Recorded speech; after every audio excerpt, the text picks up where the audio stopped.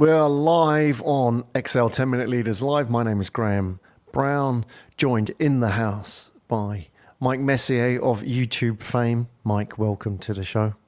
Graham, it's great to be here tonight. Thanks for having me on your show. It's great to have you. I'm in Singapore. You're in which part of the world? I'm in Jacksonville, Florida, USA. Glad to be here. Yeah, fantastic. All right. So we've got 10 minutes together. Are you ready? I'm ready to rock. Let's do it, my friend. Let's do it. You know what comes first. Get ready with those cards. MikeMessier.com. Yeah, I know this is kind of my retro card. This was the card I'd give to people if I really didn't want them to contact me. But that was a selfie at a Panera Bread where I was contemplating life and sandwiches. But for people that I do want to contact me, that's the other business card. That's taken right here in Jacksonville. That's my smiling face. And you ask people often, what would their business cards say? Mine says playwright, screenwriter, acting coach, actor, director, producer, interviewer, event host. I do host Avalonia Festival, of which I have the T-shirt. My new thing, Graham, is writing books, and we can talk about that. A Distance from Avalon, When the Dying and the Dead Reunite. The cover art is by my buddy Nazar Germanoff, who's an animated filmmaker himself. He's great. It's fiction? This book, yeah, it's fiction. It's a novel, and it's a good book for people that don't like to read, because the way that I wrote it, there's not a lot of words. It's not thick. It's not dense. I try to create a book, a style of writing that allows people to use their own imagination to create some images. And my words are kind of percolating the thoughts in their own head. That's the way that it's a different type of writing style, but I hope people like it. And I'm working on the sequel. But A Distance from Avalon, When the Dying and the Dead Reunite, is gothic horror. But you don't have to be a horror fanatic to like the book. If nothing else, the cover art is so profoundly great that you can take this into the coffee house and you can have a conversation starter with strangers if you want from my book. All right. I'll ask you about the book in a minute. You're a storyteller, it seems, like from all of your background, the things that you do. Where did all that come from? If you go all the way back to the younger Mike, what were you like as a teenager? Were you actively creating stories and plot lines? How did that express itself back then? In high school in particular, I started writing poetry, and I was greatly influenced by Bob Dylan. Bob Dylan, the legendary folk singer, rock singer. There's just so many stories about him. We could talk about him for an hour and a half. But Bob Dylan, I got into his music, and I started trying my hand at writing poems that were kind of in his vein, with kind of some of his melodies in my head, and writing poetry. And that kind of manifested. Some of those poems weren't bad. Some of them are some of the better works I've ever written, was those high school poems. And then I started writing short stories at the end of high school. And then in college, I flip-flopped from communications major to English major, creative writing concentration. And eventually in college, me and a friend of mine named George Lamastro made a movie together called Man and You, A Providence Love Story. That took us a year and a half to make an 80-minute movie. At the time, that seemed like, oh my God, I can't believe we put a year and a half to make this thing. I'd love to make a movie now in a year and a half that was 80 minutes long, because sometimes the more you do this, the harder it becomes, to tell you the truth, Graham, as far as the filmmaking aspect. There are so many ways now to tell stories, aren't there? I mean, we've got so many different media platforms. You can write a book like yourself, create a movie. You can do they even call them stories on Facebook and Instagram. I'm not sure if that's what you classify as a story, but there are many, many different outlets now. Is that a challenge for a creative person now, to find the right outlet, that maybe when you were younger, you could have, for example, just said, right, I'm going to study film, I'm going to go to film school, and then I'm just going to write scripts and movies, and that's it? That you wouldn't go into necessarily radio, or you wouldn't go into digital maybe. But now there's so much. How is it now for a creative writer, storyteller? Is it a great thing that you've got all these different choices, or is it a challenge? How do you see that? It's a challenge and it's an opportunity. I mean, you can see it as both. And I would say that the greatest discipline usually is self-discipline. The hardest discipline is self-discipline. You, me, or anybody else has to say, I want to concentrate on this podcast for 2 years. I want to concentrate on this book for 2 years. And there might come other opportunities, either externally from friends, possible employers, or yourself that says, gee whiz, maybe I'll put this book aside and work on something else. But there's a lot of people that can start. There's not a lot of people that can finish.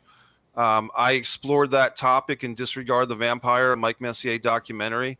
I was sick of starting films and not finishing them. I was sick of actors bailing out on projects that I was involved in. I was sick of people not finishing short films even. And I made a documentary where I held myself accountable to that. And that documentary has won 11 awards of various kinds, from the actual doc itself to the photography that promoted the doc. And if people want to watch that, that's on Subscribe to Mike Messier YouTube channel. Like I said, a lot of people start things, not a lot of people finish. So if people out there want to write a book, or if they want to make a movie or a documentary, or even start a YouTube channel or a podcast, go ahead and start. But here's the real challenge. Be a finisher. Take it to the next level. For instance, I do YouTube, but I did YouTube for 2 years without knowing what TubeBuddy was. TubeBuddy is an app that you have to pay for. It's an investment, a monthly fee. It's not that much, but it helps you with the SEO, the search engine optimization, which I never even thought about, Graham, until a year ago.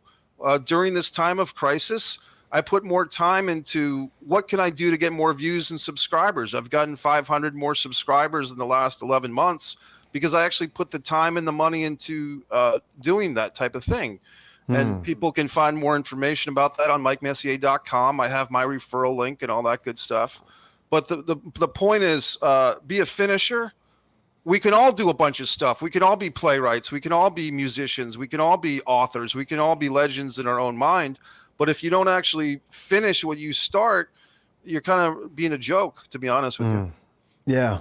It's tough, isn't it? That I feel that a lot of people look at people like you and writers, anybody that's creative, producing creative work, publishing, they feel that it's almost like they have this creative genius and then that carries them through. And I was reading, as an example, Stephen King talking about how he used to write. And he said he would get up in the morning in his typewriter in front of him, and he would bash out 2,000 words, whether he loved it or not. And in many cases, he'd said he would crush that paper up and throw it in the trash. It never made it anywhere. But he did that every day. And there's this belief that, oh yeah, I'm going to be very motivated about this stuff. But it's the discipline, isn't it, of being able to do this day in, day out and create. And that's what I think people don't see when it comes to the craft, if you like. And I'm wondering, like you talk about being a finisher, how do you do that? How do you learn that? How do you become somebody who can write books and do videos? And this is the struggle that people have, right? You got to be sick of failing. You have to be sick of loose ends. And to be honest, Graham, I moved out of New England to Florida for many reasons, many personal and professional reasons, and the weather and everything else. But one reason was I was working or associated with several people that were not finishers. And my name, in my own mind, maybe other people didn't care, but in my own mind, my reputation was being soiled and gummied by those associates that I had that were kind of letting people down. And I found myself being held accountable for other people's mistakes or sloppiness. And then I actually walked away from a pretty good creative thing because the partner that I had was not a finisher. He would leave people hanging. He would not finish short films and the TV show we were doing together. So long story short, I put 4 years into that project, and I'm not harping on it too much, but I'm just saying I've learned that sometimes you have to walk away from things and from people, even if you've invested a lot of time and effort into them, if they are not finishers, because they will soil you. They will take you down. And one thing, Graham, about writing this book is that I feel so good about writing a book where I self-published it on Amazon. And a lot of people don't understand it's a lot easier now to self-publish. And the stigma of being a self-publisher is not it's not bad anymore, because you still get that, whatever it's called, the ISBN number. because the point is, if I can create this book and write it and publish it, I didn't pay anyone for the graphics or for the layout. My friend Nazar did the art as a way to promote himself too. I just got sick of the greatest thing about filmmaking and theater is the collaboration, and the worst thing is the collaboration, because whenever you're depending on other people, you're at their mercy in a sense. So being a writer is great, because then you're like, I wrote this and you can buy it or not, you can like it or not, but this is me, this is what I did, and it's not 20 or 30 other people chipping in, like I said, besides the cover art, because Nazar did a great job with the cover art. But I don't know if that answers your question or not. Yeah, it's all your own work. Exactly. No, it does. All right, well, let's round it up then. And in the 1 minute that we got left, I know this is a bit unfair, but I'm sure you like a challenge. Sure. In the 1 minute that we have left, give us the opening scene to the book. Because Joe appears as just another average Joe with a chip on his shoulder, if we even notice the chip, we may not choose to notice Joe himself, and that would be our mistake. Because this Joe, our very average Joe, has tapped into something, a crinkle in our understanding of time, the nature of time, and the possibilities of how we think and how we make choices that affects ourselves, others, and all of humanity. Joe Average is a very important person after all. Joe Humble is our hero in crisis. Mike Messier, everybody. Where do we find out more about you? MikeMessier.com, and the YouTube channel is literally titled Subscribe to Mike Messier YouTube channel, and Avalonia Festival for filmmakers, photographers, and all types of good people. Graham, this has been a pleasure, and I hope you're safe and everything's great for you in Singapore, man. This is great talking to you, and maybe we'll meet in person someday. Yeah, absolutely. Love it. Thank you, Mike. Thanks for joining us today.